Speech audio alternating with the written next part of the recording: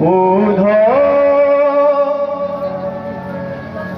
मोहि ब्रज बिसरत नाही हो मोहि ब्रज बिसरत नाही मोहि ब्रज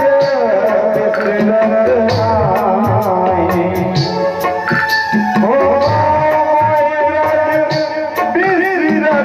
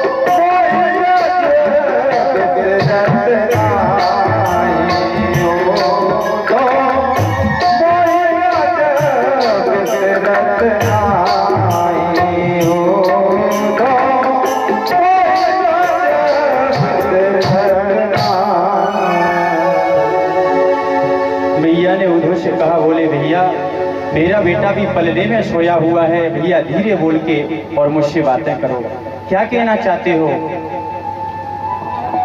उद्धव जी ने कहा, मैया मैं बस कुछ नहीं कहना चाहता हूँ, मैं तो लाला के और वाणी मात्र के कहने से ही यहाँ पर आपका दर्शन करने आया हूँ। मैया कहने लगी, बेटा लाला हमसे परसों भी कह करके गया है, वर्षों बीत गए हैं, आज तक लौट करके नहीं आया, मेरा लाला न जाने कैसा रह रहा होगा। धूरी धरे अंग सोहत श्याम जो, कैसी बनी सिर चूनर छोटी, खेलत खात फिरे अंगना, पग पे जनी बाजत पीरीक छोटी। बाछ भी कौर सखा बिलोकत भारती काम कला निधि कोटि काग के भाग कहा कहिए हरि हाथ सो ले गयो माखन रोटी हरि हाथ सो ले गयो माखन रोटी हरि हाथ सो ले गयो माखन रोटी। हे उद्धव, एक दिन मैंने अपने लाला को एक बाजरे की रोटी पर थोड़ा सा मक्खन रख के दिया और न जाने वो एक कौवा लौट करके आया और मेरे लाला से वो रोटी को छुड़ा करके ले गया। उस काक के भी कितने बड़े भाग्य हैं जो विधाता के हाथ से ही रोटी को छुड़ा करके ले गया। उद्धव जी मैया जी को प्रणाम करके गोपियों के पास में जाने लगे तो वहां गोपियां आपस में चर्चा कर रही हैं, हे देवी, कभी काली से प्रीत नहीं करना चाहिए, और ये काले तो होते ही ऐसे हैं। एक सखी कहने लगी, देवी, तब तक एक घोड़ा उड़ करके आया और घोड़ा ने जैसे ही उन सभी गोपी और बालाओं के बीच में उड़ता हुआ, सखी कहने लगी, देवी, ये भी घोड़ा उसी हमारे और उस काले का मित्र है, ये भी काला है,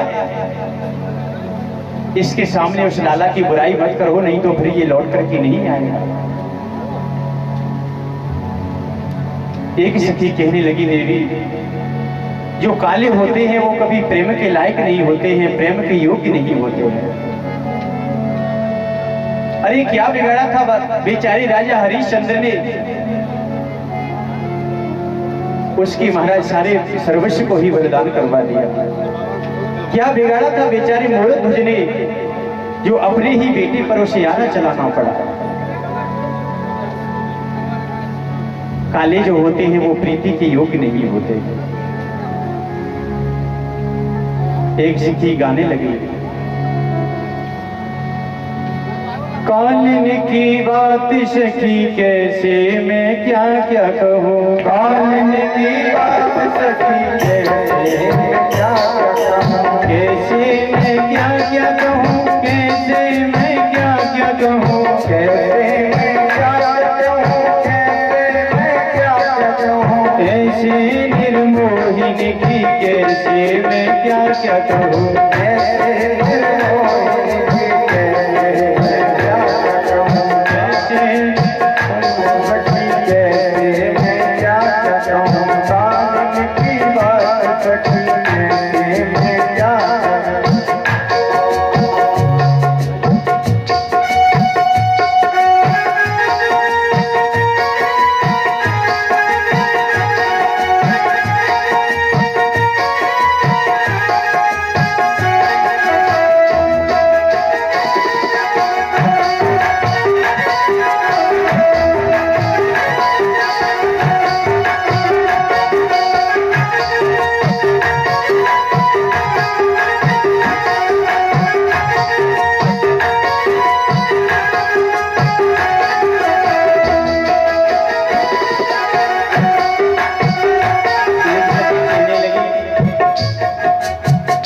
हमारे जो बाल काले हो जाते हैं ना, काले, जब समय आने पर वो भी सफेद हो जाते हैं।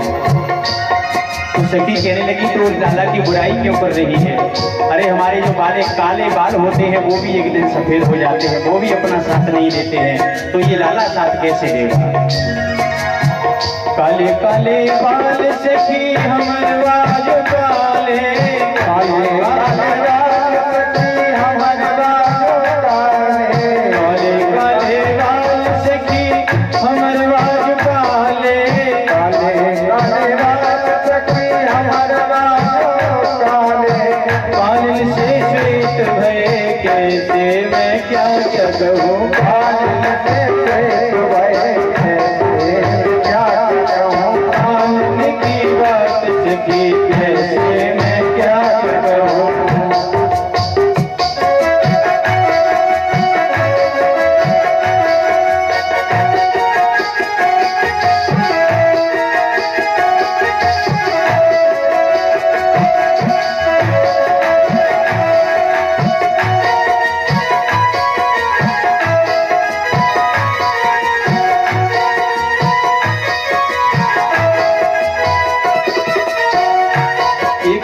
कह रही है लाला हमारा कन्हैया आ तो जाता लेकिन आता कैसे? अपने एक मित्र को भेज दिया है और मित्र भी यहाँ से जाकर के अपने उसी मित्र के पास जाकर के हमारी जो भी सारी बातें हैं उनको सुनकर के कह देगा तो हमारा लाला आ भी रहा होगा तब भी लौट करके नहीं आएगा। आपने कोयल को देखा होगा, कोयल होती है, कोयल का बच्चा जब जन्म लेता है तो काला काला अपना पूरा रूप देख करके और वो कौओं में मिल जाता है। जब बड़ा होकर के जब वो बोलता है तो उसे पता लगता है कि मेरी बोली कुछ और है और काले काले हमारे भाई बंधुओं की बोली कुछ और है। तो एक दिन वो काला काला भी उस अपने काले परिवार को छोड़ करके चला जाता है।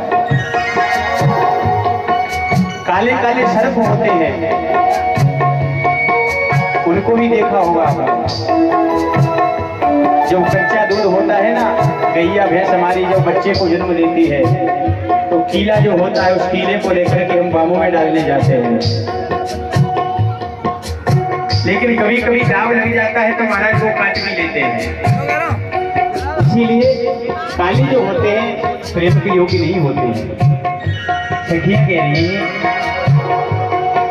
काले काले बाल सखी हमारे बाल काले,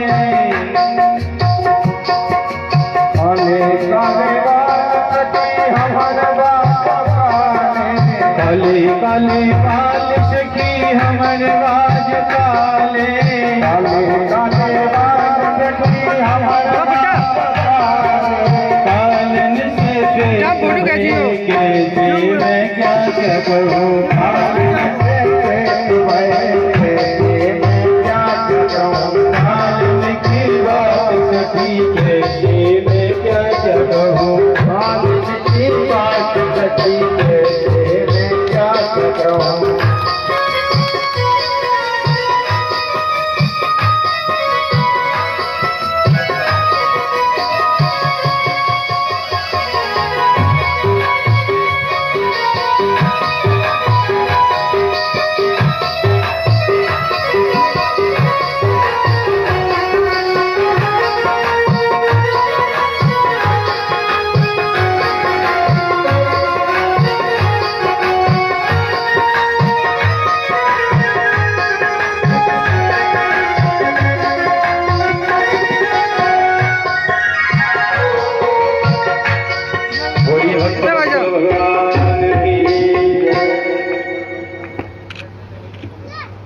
अभी जो आपके सामने प्रत्याशी रूप में सुरेश गुर्जर जी बढ़ावली से आए हैं, ये जनपद में चुनाव प्रत्याशी खड़े हुए हैं।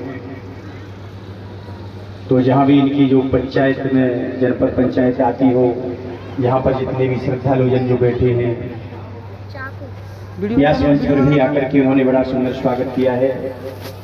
और जितने भी हमारे साथीगण हैं, परीक्षक महाराज हैं, हमारे दादाजी हैं, सभी बुजुर्गों का आशीर्वाद लेते हुए व्यासपीठ से हम भी उनको आशीर्वाद देंगे और सभी से निवेदन करते हुए कि सभी अपने जब भी वोटों का समय आए तो वोट रूपी आशीर्वाद इनको अवश्य ही प्रदान कराएं। जय जय श्री राधे। तालियों से एक बार इनका स्वागत कीजिए। बोलिए भागवत भगवान की जय। और 2100 रुपये ये कथा में भंडारे के लिए दान कर रहे हैं। बड़ा ही सुंदर इन्होंने दान किया है। ये दान इनका भागवत में अन्यान महाप्रसादी में वितरण किया जाएगा। बड़ा ही भाव, बड़ा ही सुंदर। जय जय श्री राधे। व्यासपीठ से इनको साधुवाद देते हुए, विजयी भव का आशीर्वाद देते हुए सभी से प्रार्थना है भैया कि सभी अपना अपना अमूल्य वोट इनको प्रदान करें। बोलिए भक्त वत्सल भगवान की जय हो।